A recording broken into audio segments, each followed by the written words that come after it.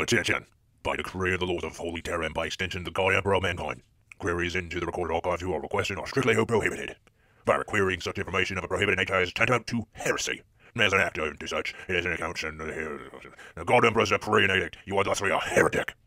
As a convicted heretic, you are in violation of the following. Article 1073P, DAC 977864/211/.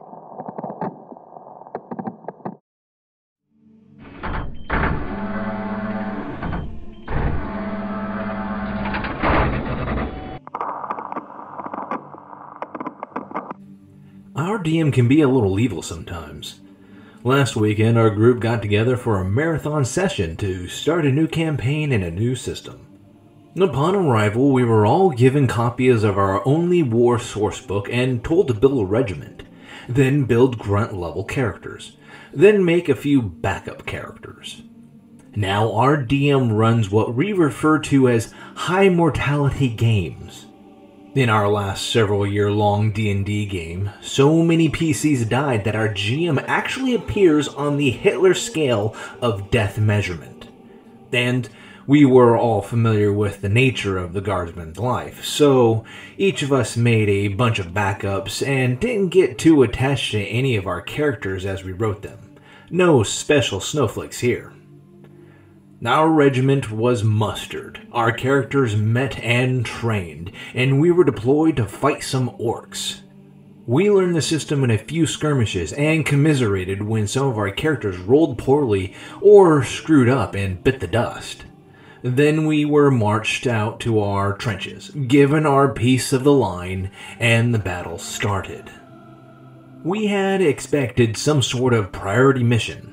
We had expected to be the heroes who went behind enemy lines or were dispatched to save some key position or lead a valiant charge.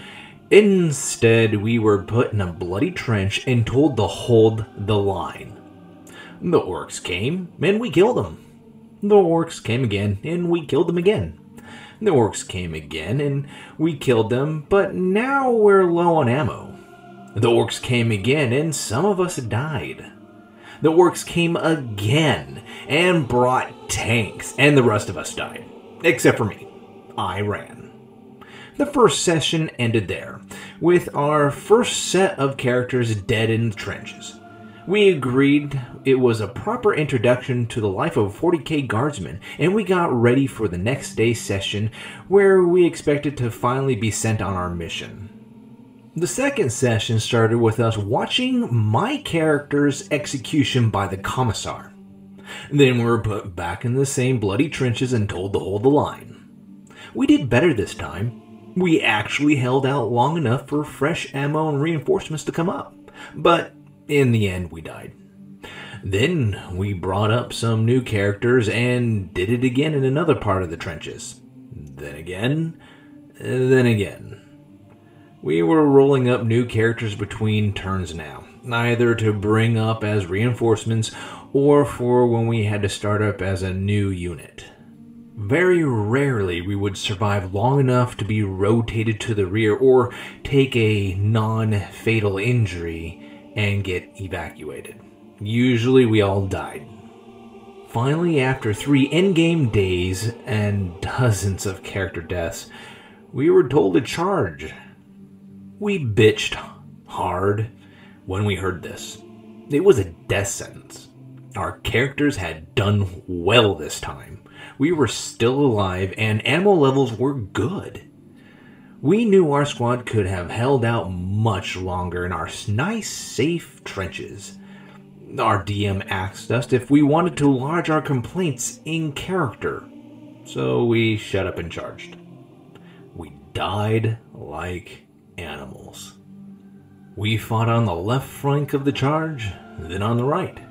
Then we got to play our first armored characters in the center. Then the charge failed, and we played as a basilisk crew covering the retreat. Then our regiment was rotated off the front. Our regiment had lost a third of its strength in the first engagement. Out of a dozen characters, only 10 had survived, and 5 of those were artillerymen who never saw the enemy.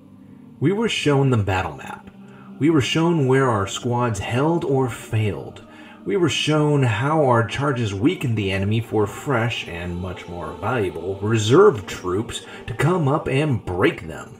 We were given a summary of the next few months of light skirmishes and mustering. Then we were sent into battle against Traitor Guard. We were taking a city this time, and once again our regiment acted as cannon fodder.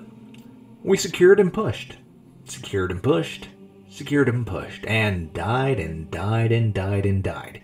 We decided we'd take the orcs back any day. At least with them, it was obvious who the enemy was, and their snipers and heavy weapon teams were nothing compared to what we were fighting here. We were higher level this time and better at the game, but still we died in droves, leaving only a few characters alive when our regiment was stood down while a veteran regiment took the lead. Once again, we got to see a nice little map of our progress, and we got all warm and fuzzy feeling when he showed us how our stubborn defense of one building had crippled an enemy advance. But we were exhausted. Our DM pressed us to play fast and make new characters faster. We would roll up little Jimmy, who lied about his age, to enlist, then have him bleed out in a pile of rubble with a handful of minutes. It drained us. We were actually glad to take the evening off from playing, just to watch movies and hang out. The final day of our marathon started with more orcs. But this time, we won. That's not to say we didn't die like frogs in a blender, but we damn well won. We pushed them out of their barricades and hounded them across the plains when they routed. I played a gunner and a salamander during the chase and mowed down greenskins like ugly blades of grass. We partied like champs in the tiny little redneck town we liberated. Then settled in for a few months of boring garrison duty before we got redeployed. Then we fought some Tyranids. It was only a splinter fleet, so we actually had a chance, but it was hell. Our regiment was defending an evac point on some grassy agri-world, and it was trench work again. We burned off grass to clear lines of fire, dug ourselves into rich soil, and set up the heavy weapons, and watched the edge of the burning area like hawks. Trigger-happy hawks, as it turned out. We wound up failing a spot check and killing a few of the first retreating PDF that came through the grass. When the Tyranids came, it was ridiculous. We mowed down wave after wave of grunts. But unlike orcs, Tyranids don't lose morale and break. They just keep coming as fast as you can kill them. We stopped using actual dice for a while, just so that we could roll combat faster. The bastards in command had decided to do a collapsing defense, which meant we fought until the front trench was collapsing. Then they shelled the bejesus out of us while we retreated. We lost something like 20 PCs to our own Gorm shells, but it really did work pretty well. At least until we ran out of ground to give. All the civvies were out. It was just a few regiments of guards crammed into a spaceport completely surrounded by the swarm. We were killing them as fast as possible and hoping that either reinforcements or evac would come down before ammo ran out. Things started to get bad when the higher forms of Tyranids started appearing. Gaunts and gargoyles are bad enough, but it was when the warriors showed up that we started taking serious casualties. The evac shuttles started ferrying men up, and we had some actual air support. Unfortunately, our regiment was going to be rearguard. The end was in sight, and morale was holding up well, right until we encountered a lictor brood. Then things started just falling apart. I hate lictors. I bloody hate them. We played 3 backline squads in a row, and each was torn to bloody shreds by those sneaky bastards, all without us landing a kill. We started to rout, but our commissar and his guards went into the breach, killed one of them, and shouted the regiment back into position. Our evac finally came, and what was left of our regiment started the final retreat. There were a few valiant last stands, but most of us managed to get to the shuttles. Our final squad had just boarded and was taking off when the air interdiction broke down, and Tyranid air units started attacking the shuttles. We were equal parts pissed and terrified as our DM described shuttle after shuttle being destroyed. The regimental commander's bird was nailed early, so were the bigger shuttles with the vehicles. He didn't say who was in most of the other shuttles, just rolled his dice and removed them from the board as they fell. It was heartbreaking. Finally, there was only one shuttle left. Even though the Tyranid flyers swarmed it, none of their shots seemed to hit it and started to climb out of the atmosphere. Then it was away. The flyers broke off, and one of the shuttles had headed towards the fleet transport, free and clear. Inside the shuttle, our last set of characters was trying to figure out what the hell was going on. There were about 50 guardsmen crammed into a 20-man shuttle, and no one was telling us anything. We had all heard the Tyranid flyers attacking, and everyone felt it when we hit space.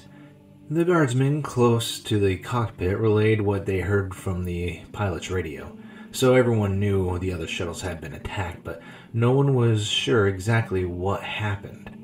In any case, we were all happy to be alive, and we're looking forward to getting off the crowded shuttle. Then the shuttle stopped.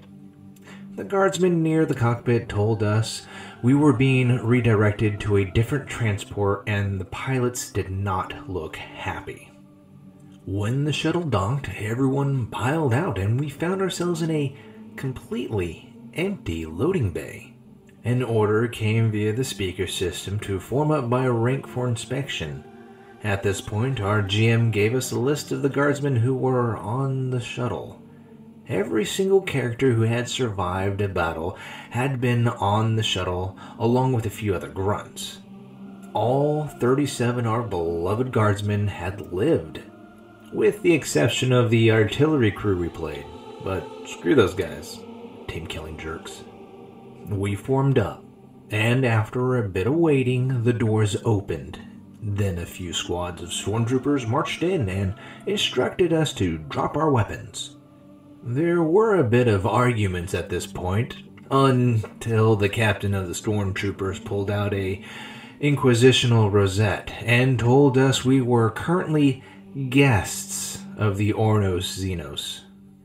And after we were done pissing ourselves and disarming, an acolyte and a team of Medicae entered. We were informed that our regiment had been disbanded.